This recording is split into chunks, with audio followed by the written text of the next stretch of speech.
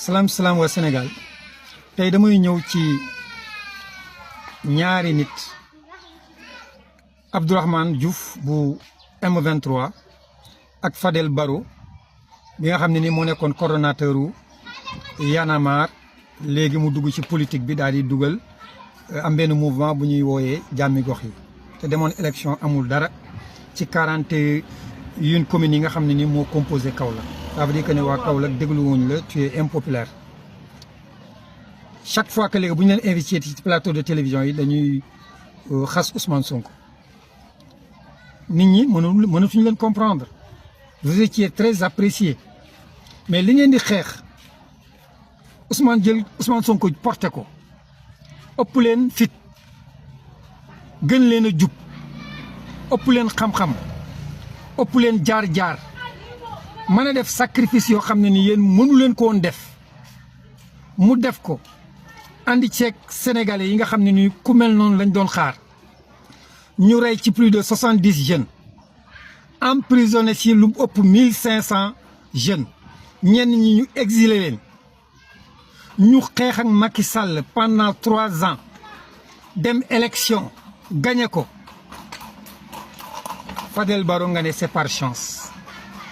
C'est par chance. C'est ça la chance. Vous oubliez le mérite de ce grand homme-là, Ousmane Sonko. ngay ñëw di wax ci déguerpissement crise institutionnelle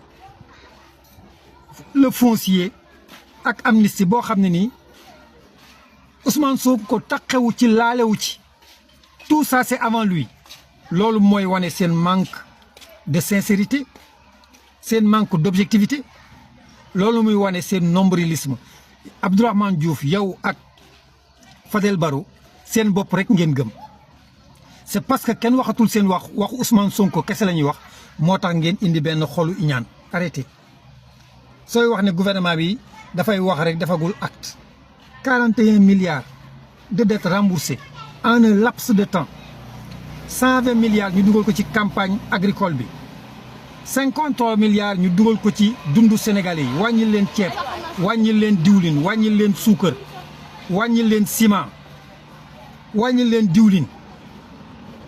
nga ne defuñu acte ak recouvrement des impôts yoo xam ne ni Macky Sall bi mu fi nekkee plus de 40 milliards mi ngi koy baale te sénégalais yi soxla ko ñu nekk tànku recouvrer ko def ci volonté ñu arrêté les travaux yi nga xam ne ni moo nekk ci domaine public du littoral nga ne loolu du acte sur le plan international nga gis ñu tegaat beneen forme de coopération avec les pays étrangers basée sur le respect et l'intérêt mutuel nga ne loolu du acte. Il est pire aveugle celui qui ne veut pas voir magum jëmm boo ne koo jant baa ngi nii mu ne gisuma ko mënoo ci moom dara loolu moo leen dal jalousie parce que kenn tuddatu leen te loolu nag dina yàgg de parce que Ousmane Sonko le sénégalais yi doon xaar homme politique bu mel ni moom ñi daawul politique yëpp ak ñi yeewu ñëpp ak ñi génn dem extérieur bokk ci diaspora bi yeewu xam li xew yëpp ku mel ni Ousmane Sonko lañ doon xaar yàlla indil ñu ko. On ne peut pas barrer la mer avec ses bras taal bu yàlla taal sànni si matt moo gën fay ko. Arrêtez votre nombrilisme, arrêtez votre égoïsme, arrêtez votre subjectivité génn leen ci li ngeen nekk. Ousmane Sonko la yàlla def ci xolu jaam yi mënu leen ci dara.